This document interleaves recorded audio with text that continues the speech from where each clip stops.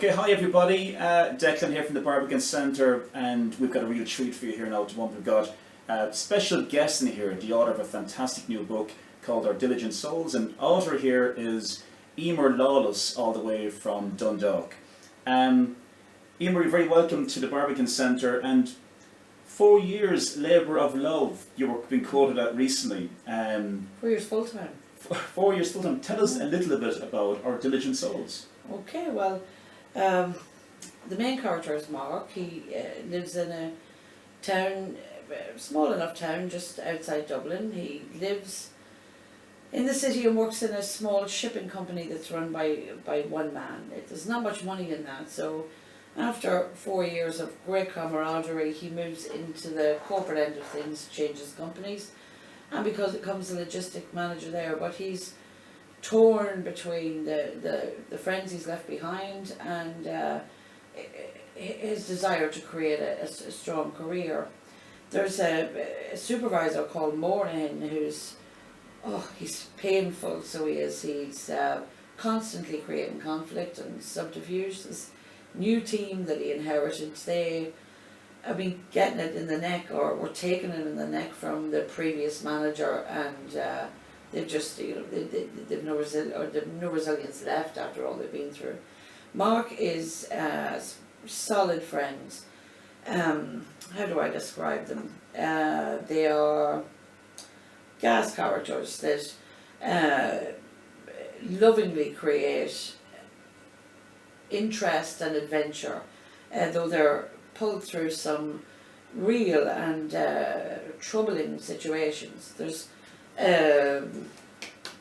Now, there is a love interest, a great love interest between Mark and Emily. She's a singer-songwriter, and it's a slow burner. I just say, or I have a wee catchphrase. They're like the sulphur tip of two matches igniting or not. That's the end of the story, you know. So beyond that, what is it about? It's about Irish working conditions. It's about the issue of emigration. I look at attitudes like the attitude towards grief and inheritance, abandonment and longing. You recognise these characters. They bring you down side streets into small profit shop cafes, into abandoned docklands that are teeming with wildlife. With Emily singing onto a tiny stage in an inner city bistro, it's raw and it's angry by times, but it's also deeply tender. And modern Ireland, there's very little, I don't know what you call it, fluff. As such, this is Our Diligent Souls. Okay, fantastic. And you know, it really is a fantastic book. Lots of fascinating characters. It's your first novel. It is. And with those characters that are in the book, there's one character kind of stuck out a little bit, was the character that has got ADHD and Asperger's syndrome.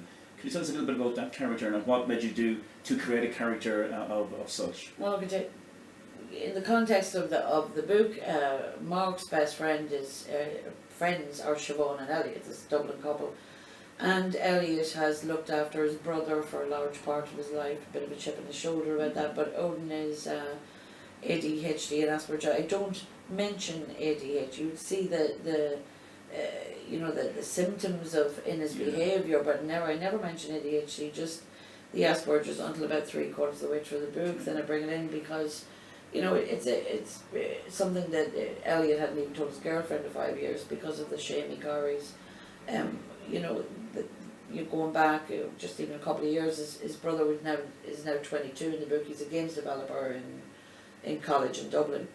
But you know, even going back those 15, 20 years ago when he was originally diagnosed, and the attitude towards ADHD was just bad parenting, and you know, this lends a lot more understanding and respect to the people, to the coping skills of people to deal with the likes of this, as well as cancer. There's, you know, sadly there's a 3-day wait, and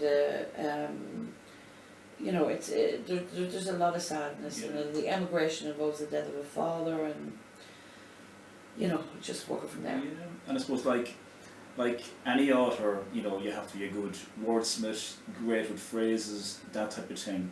But the descriptives in the book are fantastic. Thank you. You've got the one that kind of stuck out there was the kind of the college corridors. Can you elaborate a little bit? Oh, what was that? Dust particles dancing on a beam of sunlight through the Venetian blinds in the corridor of a college. Or you have great food descriptives like hunger-induced headiness when you've got the sizzling meat and the melting cheese on a freshly buttered toasting machine. That kind of thing. You know what I mean? It's zingy language. It's ordinary, but hopefully it's picturesque as well. Also, we have the language of the dog track in there. I would be reared part of the grain industry. I was a kid growing up in that, but they have a different lingo in the greyhound track. They, the tandem, tosh, stand, dividends. They have their own kind of personal language.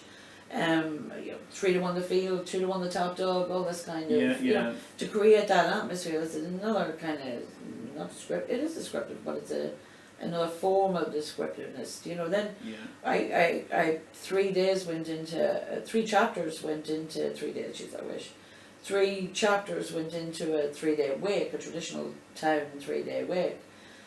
Which is full of beautiful commonalities that we all recognise, and its own individual style too, because it's connected with members of the gang. And then there's another 2 chapters as well that zone in on a wedding, but that again is more like a high point for the team of characters, because the emigration of friends from Australia are back home for the funeral and back home for the wedding, and it all goes down at the wedding. It's and beyond. So I kind of quickly I'll just say that my ambition was to create a P.S. I Love You, which was to me a movie that stopped at one point. You thought it was over, and your heart was disappointed, and the next thing went on a bit further.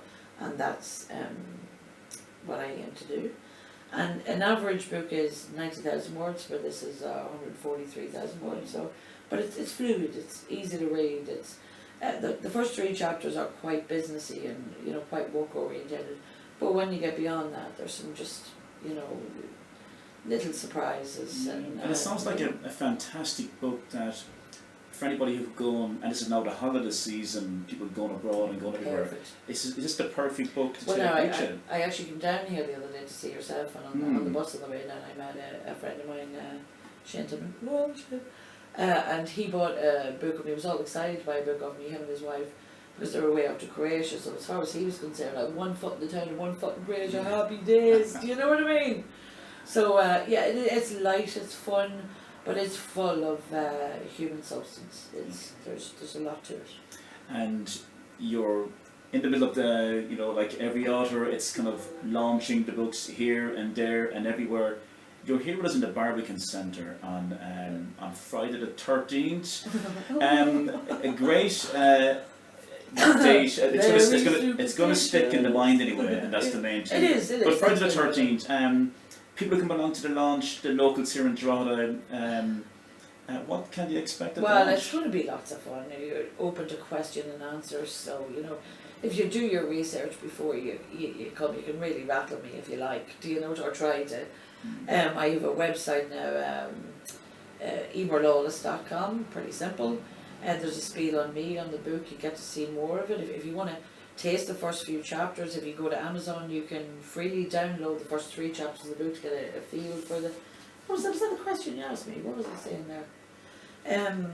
The launch will be a lot of fun. I'll be reading a few abstracts from the book. Nothing long, just little pieces to kind of give you a flavour of the book. Sure, people get a chance to maybe ask a question or two, or to buy a book or two, which would be fantastic. Yeah, well, there are a few people in Drogheda who have already bought the book, bring it on. Absolutely, and a little glass of wine, red and white. Red and white wine, suitable to all ages and all form of characters. So Well, look, you'll be getting some fantastic reviews on the book so far, and again, congratulations on the achievement. But just want to reach out. a review that came from Amazon. Now, you're probably aware of this, but I want maybe some of our local listeners to know about this. A book to be savoured over a long weekend. I found it to be poignant, insider's view of the modern Irish psyche through its vivid, richly portrayed tale of work, friendship, courtship, weddings and funerals. As an Irish immigrant myself, it gave me an insightful update on life in Ireland today, minus the glass. The characters were well-rounded and all too familiar in their outlook with idiosyncrasies. I guarantee you will not fail to recognise the vividly portrayed characters among your own friends and acquaintances. The unhurried revealing of their lives and struggles bringing long lost memories of your own to the surface. A bittersweet, honest, thought-provoking novel of real human substance. You've got to be proud of that review. Well, Emer.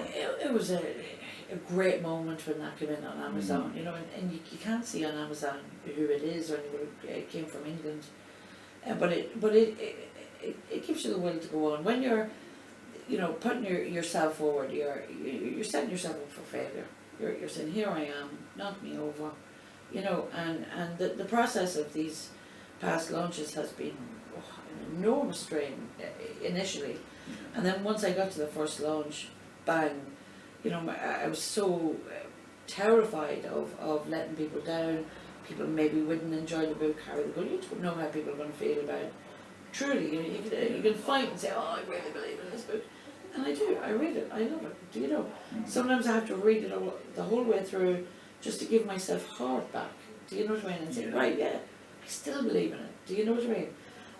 What was the question? And that's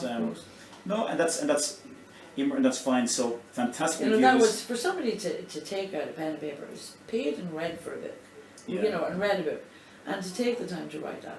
Wow, you know, all the reviews are always, you know, wow, whoa, gripped by the characters, you know, all this kind of, or you know, simple stuff. It's the same if you look on what's that radio DJs. Ricochet Book Club, and they read hundreds of books. These people are book mad. They eat 2 books a day. You know what I mean? They're crazy people that way. But they just generically turn out there, great book, brilliant book. You know, but you know, where do you get feedback? That's where comes the bigger book reviews. But the purpose of this. Of these launches is to try and get myself into the wholesalers. I have to sell. It's like a crowd fundraiser in a sense. I have to try and sell between 90 and 100 books before I have the funds to get into the wholesalers. If people want to buy the book on Amazon, they can buy it in ebook. It's cheap in ebook. You know, a lovely job. But if they want to buy a hardback copy through the internet, they're going to pay big postage. Do you know what I'm saying? Sure. So the idea with the launches is that they can pick up a copy without having to pay for the shipping, but also it propels me forward to the next level, which is, you know, getting it into as a self-published artist. Do you know? It's getting myself into the wholesalers.